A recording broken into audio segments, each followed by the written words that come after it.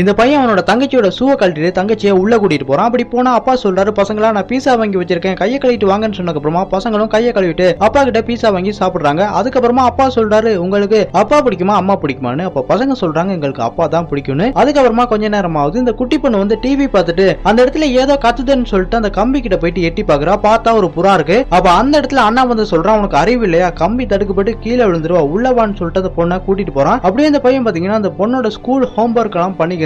அப்ப அந்த இடத்துல அப்பாவும் கிளம்பி ஆபீஸ்க்கு போறாரு. அப்ப அம்மாவும் வந்துடுறாங்க. அப்ப அம்மா சொல்றாங்க, வாங்க உங்களுக்கு ஐஸ்கிரீம் வாங்கி வச்சிருக்கேன்னு சொல்லிட்டு ரெண்டு பேருக்குமே ஐஸ்கிரீம் கொடுக்குறாங்க. அப்ப அம்மா கேக்குறாங்க, யாரு பீஸா சாப்பிடுறது, பீஸா டப்பா கிடைக்கன்னு சொல்லும்போது அந்த பொண்ணு சொல்றா, அப்பா தான் பீஸா வாங்கினாருன்னு. அதுக்கப்புறமா அம்மா சொல்றாங்க, உங்களுக்கு பீஸா பிடிக்குமா ஐஸ்கிரீம் பிடிக்குமான்னு. உடனே அந்த குட்டி பொண்ணு சொல்றா, எனக்கு ஐஸ்கிரீம் தான் பிடிக்கும்னு. அதாவது கணவனுக்கும் மனைவிக்கும் பாத்தீங்கன்னா சண்டை, அதனால இவங்க ரெண்டு பேருமே பேசுறது இல்ல. ஒரு நாள் கணவனும் மனைவியும் சொல்றாங்க, இனிமே அம்மா அப்பா சேர்ந்து வாழ மாட்டோம், அதனால உங்களுக்கு யார் கூட இருக்க பிடிக்கும்னு சொல்லும்போது பசங்க எதுவுமே பேசாம இருக்காங்க. அப்ப அம்மா சொல்றாங்க, உனக்கு என்னதான் பிடிக்கும்னு சொல்லுன்னு சொல்லும்போது அந்த லாயர் சொல்றாரு, பசங்களை டிஸ்டர்ப் பண்ணாதீங்கன்னு சொல்லிட்டு அந்த லாயர் கணவன்ட்டையும் மனைவிட்டையும் சொல்றாரு, பசங்களை பிரிக்க முடியாது போல, அதனால அப்பா கிட்ட பையன் இருக்கட்டும் அம்மா கிட்ட பொண்ணு இருக்கட்டும்னு சொல்றாங்க. இந்த பக்கமா அந்த குட்டி பொண்ணு வந்து அழுதுக்கு இருக்கா. அப்ப அண்ணா சொல்றா, நீ கவலைப்படாத, அம்மா அப்பா பிரிய மாட்டாங்க, நம்ம எல்லாம் ஒன்னா தான் இருப்போம், நீ வேணா வந்து பாருன்னு சொல்லிட்டு அந்த பொண்ணை கூட்டிட்டு போறான். அப்படி கூட்டிட்டு போனா அந்த இடத்துல அப்பா வந்து அவரோட மனைவி கிட்ட சொல்றாரு, நம்மளோட பசங்களுக்காக சரி நம்ம சேர்ந்து வாழ்வோம்னு சொல்லி காலை பிடிச்சி கெஞ்சிக்க இருக்காரு. இதெல்லாம் பசங்க பாத்துக்க இருக்காங்க. அதுக்கப்புறமா அப்பா கூட அந்த பையன் வந்து கிளம்பி போயிடுறான். அதனால அந்த பொண்ணு பாத்தீங்கன்னா அம்மா கூட தான் இருக்கா. ஒரு நாள் அம்மா வேலைக்கு போனதுக்கு அப்புறமா இந்த பொண்ணு தனியா வீட்டுல டிவி பாத்துக்க இருக்கும்போது அந்த இடத்துல புறா கத்துற சத்தம் கேக்குது. உடனே அந்த பொண்ணு அந்த இடத்துல போயிட்டு அந்த கம்பி மேல ஏறுறா.